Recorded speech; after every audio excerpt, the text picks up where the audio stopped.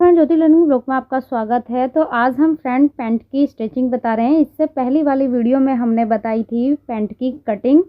तो आप कटिंग देखना चाहते हो तो इससे पहले वाली आप वीडियो देख सकते हो कटिंग की वीडियो। तो उसके हिसाब से ही हमने स्टिचिंग करी है, जैसी हमने कटिंग करी है। तो चलिए फ्रेंड आपको स्टिचिंग करना बताते हैं, पैंट की कैसे सिलाई करते हैं, कैसे हमने ये तैयार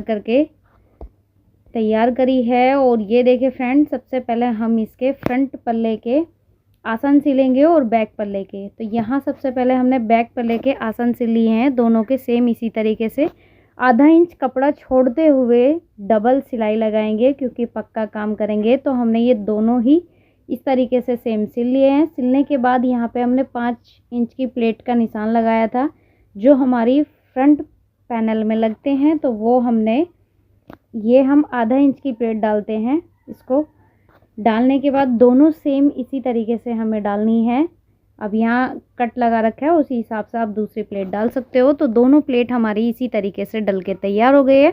अब यहाँ पे हम फ्रंट पैनल में ही, मतलब पल्ले में आप जेब लगानी है आपको। तो ये लगाने के लिए सबसे पहले कटिंग हमने पहले कर ली थी फ्रेंड, और इसमें हमने निशान भी ड्रॉ किए हुए हैं। तो आप देख सकते हो जैसे हमने निशान ड्रॉ करे हैं, सेम उसी तरीके से हमें स्टिच करना है। उसके बाद ये वाला उठा के इस तरीके से इसको सिल लेंगे, और पलटने के बाद इसके ऊपर टॉप सिलाई लगा देंगे। लगाने के बाद ये हमारा पक्का हो गया। और सेम फिर जैसे हमने जेब को सिला था वैसे ही हम इसके ऊपर पट सिलाई लगा देंगे एक पैर की, जिसे हम लब सिलाई भी बोलते हैं। इस तरीके से आप लगा के इसको तैयार कर सकते हो। तो ये बाद में जो नीचे का हिस्सा रह जाएगा, इन दोनों को हम इस तरीके से जॉइंट कर देंगे। करने के बाद इनको बराबर मिलाते हुए अच्छे से इनको हाथ से अच्छे से फैलाएंगे। फैलाने के बाद यहाँ पे 2.5 इंच कपड़ा छोड़ते हुए और इसको स्टिच कर लेंगे।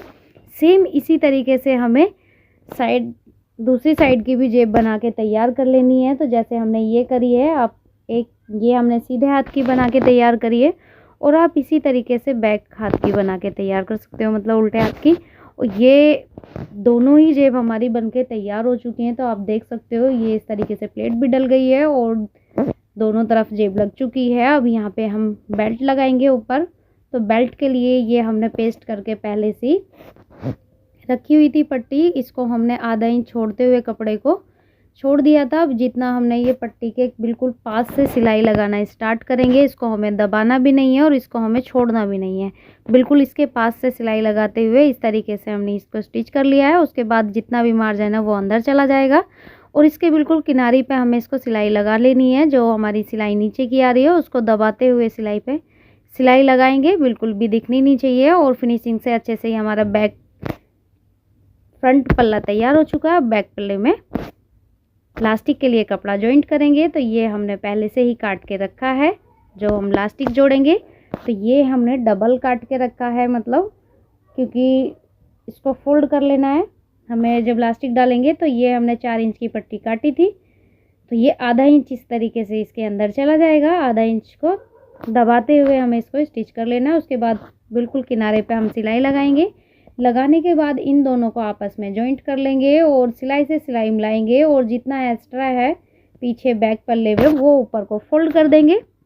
तो ये इस तरीके से हमने इसको फोल्ड कर दिया, और नीचे बिल्कुल दोनों को इनको आपस में मिलाते हुए अच्छे से आधा इंच का गैप छोड़ते हुए और इनको बिल्कुल बराबर सिल लेंगे। तो ये हमारे दोनों इसी तरीके से साइड में से सिल लेना है। तो ये दोनों तरफ से हमने इसको स्टिच कर लिया है। करने के बाद ये देखिए फ्रेंड जॉइंट हो चुका है, और उसके ऊपर फिर आप पे ओवरलॉक करना चाहते हो तो ये ओवरलॉक कर लीजिए, और नहीं करना चाहते तो आप ऐसे ही रहने दीजिए। तो ये हमने इंटरलॉक इस पर कर ली है, और इसके बाद अब लगाएंगे लास्टिक। तो इलास्टिक लगाने के लिए यहाँ पे जितनी आपकी बेल्ट है उसी हिसाब से आप लगा सकते हो, जितनी भी आपकी कमर की गोलाई होगी। तो ये हमने इसमें बेल्ट जॉइंट करने के लिए बेल्ट अपनी काट लिया, मतलब लास्टिक। तो लास्टिक काटने के लिए हम काटने के बाद इसको अच्छे से जॉइंट कर लिया है। और यहाँ पे फिर इसको ऊपर से जितना कपड़ा हमारा एक्स्ट्रा था तो वो हम इसके ऊपर रखते हुए सिलाई लगा देंगे। अंदर हमने लास्टिक रखी है और उसके ऊपर से एक बिल्कुल बीच में हमने सिलाई लगा दी है, जिससे कि हमारी लास्टिक जो है ना वो पलटे नहीं। तो ये हमारी ऊपर की कमर बिल्कुल तैयार हो चुकी है, बेल्ट लग गया। अब नीचे की मोहरी फोल्ड करेंगे। तो आपने जितना भी एक्स्ट्रा कपड़ा लिया हुआ उसी हिसाब से फोल्ड कर लेना।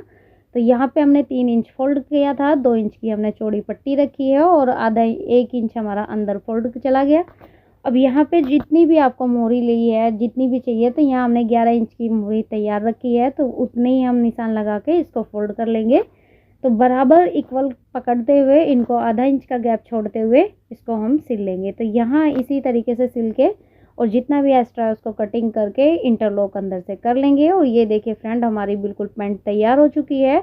और ऊपर से हम इसमें प्रेस लगाएंगे। आयरन अच्छे से करने के बाद इसको अच्छे से सेट कर लेंगे। जितने आप अच्छे से आयरन करोगे उतनी ही फिनिशिंग अच्छी आती है। पैंट में बिना आयरन के कुछ भी नहीं है, क्योंकि फिनिशिंग जो आती है पैंट में आयरन से ही आती है, क्योंकि हमें इसकी क्रिच अच्छे से बैठानी पड़ती है, एक एक प्लेट बिल्कुल अच्छे से। तो ये इस तरीके से हमें खोलनी होती है सिलाई को आपस में, जिससे कि ये बीच में क्रीज जो बनती है वो एकदम बिल्कुल साफ़ हो जानी चाहिए, वो दिखनी नहीं चाहिए। तो ये हमने इसकी क्रीज निकालते हुए और अच्छे से प्लेट बैठा ली है। तो पैंट हमारी बिल्कुल सेट हो चुकी है। आप देख सकते हो बीच सेंटर में इस तरीके से हम इसको आयरन करेंगे। और ये लीजिए, हमारी प्लाजो पैंट बनके तैयार हो चुकी है। और यदि हमारी वीडियो पसंद आती है तो हमारे चैनल को सब्सक्राइब लाइक करना ना भूलिए। और आपको कोई भी प्रॉब्लम लगती है स्टिचिंग में या कटिंग में तो आप कमेंट करके बताना, हम उसका रिप्लाई करेंगे। इसी के साथ दोस्तों अगली वीडियो में फिर मुलाकात होगी आपसे किसी नई वीडियो के साथ।